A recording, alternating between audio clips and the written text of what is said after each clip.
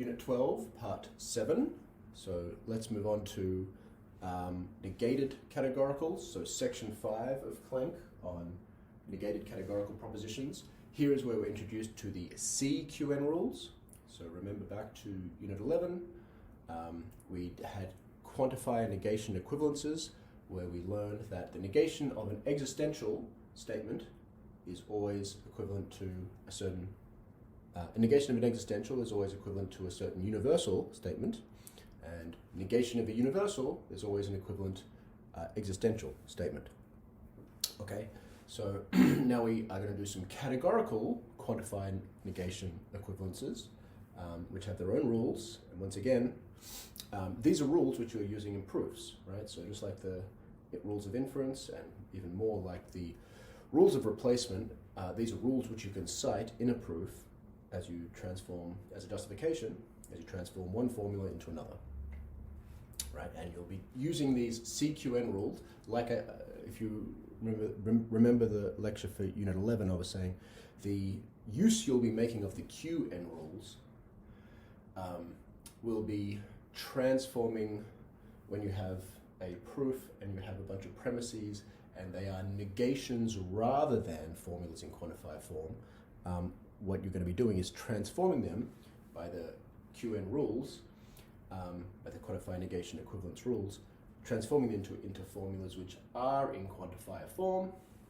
Quantifier form is the topic of Unit 14. You'll be transforming them into formulas in quantifier form so that you can then use the instantiation rules, do some truth functional reasoning on your in your proof, and derive your conclusion, usually by the use of the generalization rules.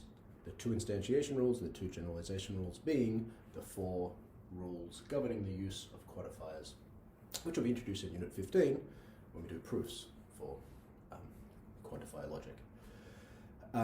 So the Cqn rules, as the next section, Section 6,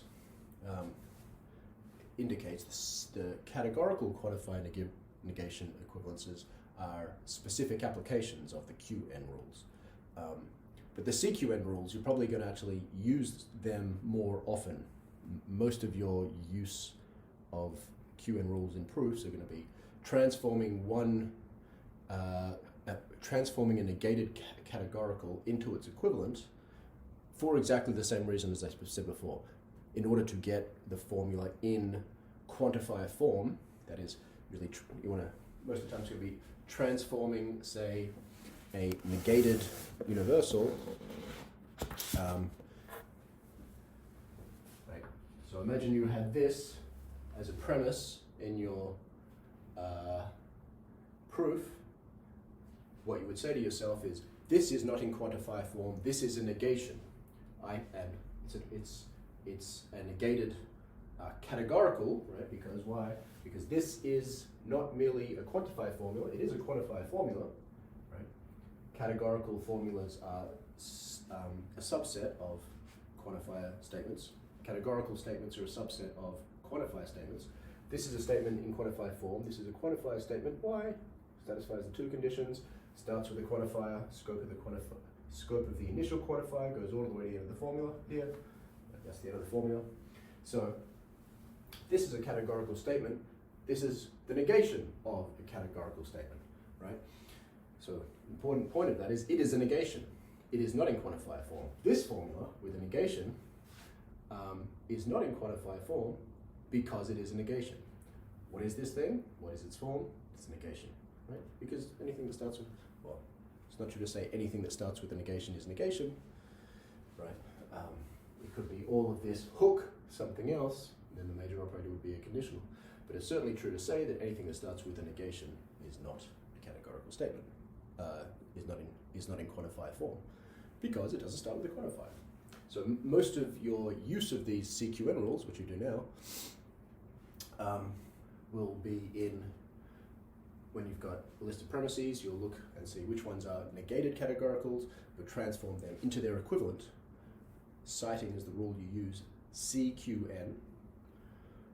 Right, so Cqn from premise 1 gives me this formula. That result, the result you'll get will be a statement in quantifier form, and then you can use instantiation rules, right? Because you can only use instantiation rules on formulas that are in quantify form. The premise of the instantiation rule is quantify formula, just as the conclusion of a generalization rule is quantify formula. Right, so remember once again, remember how we started on categoricals. What are categoricals? They're a categorical statement has the subject and the predicate both as classes, right? The subject and the predicate are classes, and it asserts an inclusion or exclusion relation between those classes. And we saw that from the very nature of categorical sentences that there was only 4 kinds of them. And because that's the case, right, there's only 4 kinds because you've got 2 classes, you're either asserting inclusion or exclusion, and you're either asserting total inclusion or exclusion or partial inclusion or exclusion. So that's the 4 types, right? That's the 4 possible relations, and those 4 possible relations between those 2 classes really exhausts all the possible relations. Which means if you negate a certain categorical form, you're going to you have a formula which is equivalent to another categorical form. Okay, so each of the categoricals is such that if you negate it, that formula is equivalent to one of the other positive categorical forms.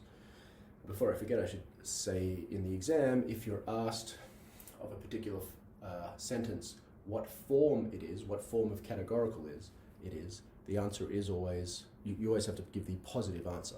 It's either A or I or E or O. You will get the answer wrong if you say it's the negation of A or the negation of E or something like that. Right? Give the positive form. Okay, so there are these equivalences. So what are they? The big thing you have to sort of remember and take away is that the negation of A is going to be equivalent to O, and the negation of O is going to be equivalent to an A form, or the negation of the O form will be equivalent to an A form, as well as this. And the E's and the I's go together. The negation of the E form gives you an I form. Negation of the I form will give you an E form. Okay, so use some silly mnemonic to remember how those 2 go together. You've got A, E, I, and O, right? They go off in pairs, such that negation, for each pair, negation of one gives you the other. My silly one is, I remember that A and O go together because in Australia, AO is a rating for movies, and if it means adults only, and if the movie had a rating of AO, it means there was some sex and violence in it, so you get excited about that. So that's how I remember how A and O go together. Use whatever you need to, but you just got to remember those combinations. A with O, in the sense of what? A negation of an A, we'll expand in a minute, but negation of A goes to O form, negation of O form goes to A form, and E and I go together. Negation of E goes to I, negation of I goes to E. So let's see how that works, and also let's convince ourselves that these things are equivalent. So our A form is all Australians are surfers, right? That was our, right? That's our example of universal inclusion. Universal inclusion is the A categorical. There are 4 types of categorical. Inclusion or exclusion, it's either universal or particular. Universal inclusion is the A form. All Australians are surfers. Now let's say I negate that. How do you negate that? Well, in English I would just say not all Australians are surfers. Okay? So all Australians are surfers, that's the A form. So not all Australians are surfers, that's going to be my not A. So remember the logical form for the A was this. All Australians are surfers was for all X, if that X is Australian, then that X is surfer. Okay? When I negate that, right, the symbolization of not all Australians are surfers, the straightforward symbolization is, it is not the case that for all X, AX will be SX. I want you to be confident that on how to read this. What's the answer to the question, what is the scope of that negation? It's, the scope of the negation is this whole thing, right? You don't just negate the quantifier, you negate, the formula that you're negating is the quantifier and what the quantifier bounds. So you've got 2 scope question. What's the scope of the quantifier? What is this quantifier bind? Both of these, right? The scope of this for all X is first legal formula, so hook, I don't get there until I close that bracket. Sorry, brackets. I don't have a legal formula until I close that bracket. So the scope of the for all x is all the way to the end here.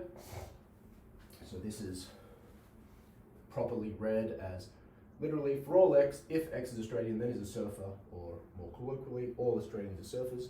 I'm negating that whole thing, right? The scope of the negation is the whole thing, so this says not all Australians are surfers. All right, so what am I saying when I say not all Australians are surfers? Well, if it's true that not all Australians are surfers, this means that some Australians are not surfers. Ask yourself, is that logically equivalent? Is it true to say that if not all Australians are surfers, then some Australians are not surfers? Yeah, that sounds right. Yeah? Okay. So, that's this. That turns out to be, there exists an x such that both, conjunction, x is Australian, x is not a surfer, right? And that is a general equivalence, right? And notice what the general equivalence is. The negation of the A is equivalent to an O, right? That is the O form. What is O? It's from the word nego, right? Which means I deny, right? Nego, like negation. So E and O, the first two vowels of nego, E and O are the names of the two exclusion relations. The first letter is universal exclusion, that's E. No Australians are surfers.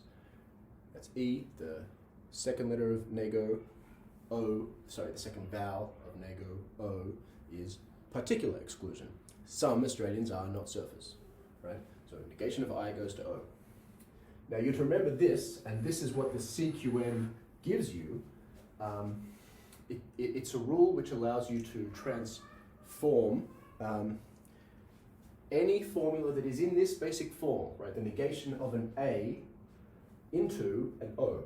That means in a proof, if you have any formula of this form, you can write down on the next line a formula of this form and give us the rule Cqn, premise, whatever number this is, right? So a complex example with this, right? So the two English, you should convince yourself of what is true, that they are logically equivalent, that they say the same thing. If to say not all Australians are surfers is to say some Australians are not surfers. Equivalent of not A and O. And well, right, just do it the other way around. Not O is A, is that right? It is not the case that some